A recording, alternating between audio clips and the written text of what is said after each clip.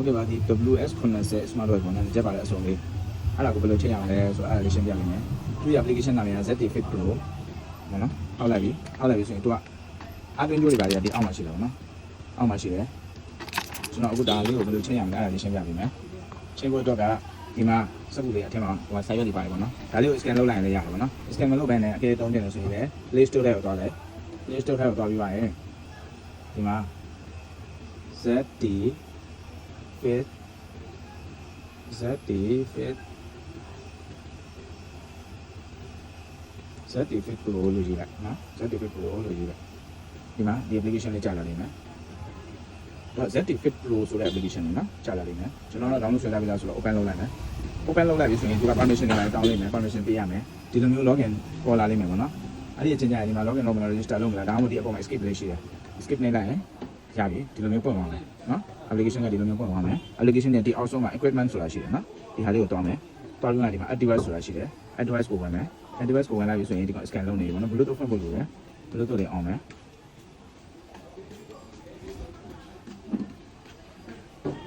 ဒီမှာ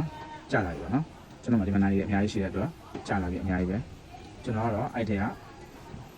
ကျွန်တော်ဒီနားရွေးချိန်မယ်ဆိုတော့ဒီနားရွေးယူလိုက်မှာ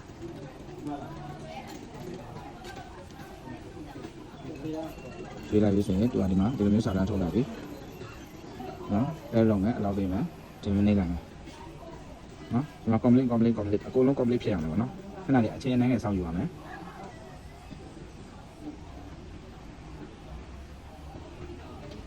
ဟုတ်ပြီ complete ဖြစ်သွားပြီဆို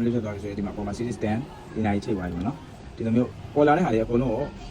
pair လုပ်မယ်အလောက်ပေးရမယ်နော် permission တွေပဲတောင်းတယ်ဆိုရင်ဒါအကုန်လုံး permission ပေးရမယ်ပြီးရင်ဒီမှာကြာလာပြီပေါ့နော်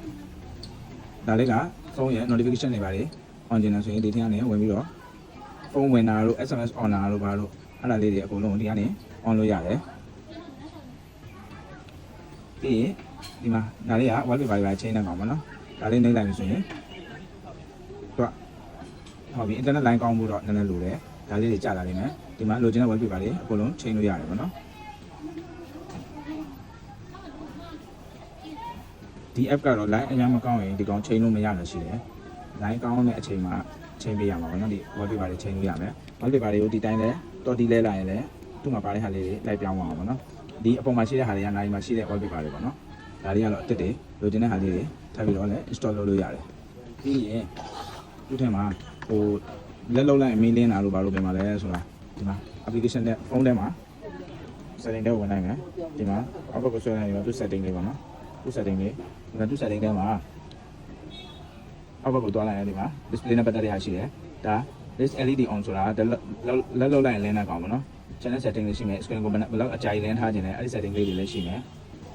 ကျွန်တော် backlight ကို short တင်လုပ်လို့ရမယ်ပြီးရင်အတန်ပိတ်ထားခြင်းလားဖွင့်ထားခြင်းလားအတန်ဟိုသူအတန်ထွက်မယ်ဆိုရင်တော့ဟိုတိုးတိုးလေးထွက်မှာပေါ့နော်အဲ့ဒါလေးတွေကို media တွေကိုချိန်ခြင်းလားအဲ့လိုမျိုး setting လေးတွေပါတယ်ပေါ့နော်အဲ့ဒါလုပ်လို့ရမယ် language တွေပါတယ် factory set တွေပါတယ်ဒီထဲမှာပါမယ်နိုင်ကိုဒီမှာဘယ်လိုတော့ဖွင့်ထားခြင်းလားပိတ်ထားခြင်းလားဒီလို video ဆွဲလိုက်ရင်သူ menu လေးတစ်လေးထွက်လာလိမ့်မယ်အဲ့လိုမျိုး setting လုပ်ထားလို့လည်းရတယ်ဒီ wallpaper တွေဒီရဲ့ menu style တွေ change နေတယ်ဆိုရင်တော့ဒီ audio ကိုနှစ်ချက်နေပေးရမှာပေါ့နော်နှစ်ချက်နေလိုက်ရင်သူ့ style လေးတွေသူက UI အသစ်ဖြစ်သွားတဲ့ပုံမှာပုံစံလေးတွေကလာတယ်ဗျဒီလိုမလုံးလေးတွေပါလေးအဲ့ဒါတွေအရင်တော့မပါဘူးပေါ့နော်ဒီအသစ်တွေမှာပါလာတာပေါ့နော်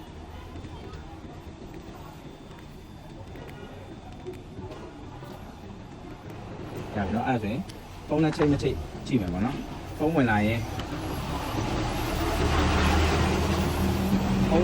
ဒီကောင်အလုံးလုံးမလုံးအဲ့ဒါလေးသိကြတယ်ဆိုရင်ဒီအပေါ်ဆုံးကိုကြည့်လိုက်ဖုန်းဝင်လာရင်ဒီလိုမျိုးပေါ့နော်ဒီမှာ Bluetooth လေးဒီလို connect ဖြစ်နေတယ်ဆိုရင်တော့ဒီလိုဆက်ပါပြနေတယ်ဆိုရင်တော့ဖုန်းဝင်လာရင်နိုင်ထဲမှာပါဖုန်းဝင်လာလိမ့်မယ်ပေါ့နော်ဖုန်းလက်ခံလို့ရမယ်ပြောလို့ရမယ်ဒီ AirPod ကိုဘယ်လိုချိန်ရမလဲဆိုရင် AirPod ကိုတော့ပုံမှန် Bluetooth ထဲကိုပေါ့နော်ဖုန်းရဲ့ Bluetooth ထဲကိုပဲဝင်ပြီးချိန်ရပါမယ်ပုံမှန်အရင်ချိန်နေတဲ့အတိုင်းပဲပေါ့နော်ဟိုရိုးရိုး Bluetooth တွေချိန်တဲ့အတိုင်းပဲလိုက်ချိန်ရမှာပေါ့နော်ကျေးဇူးအများကြီးတင်ပါတယ်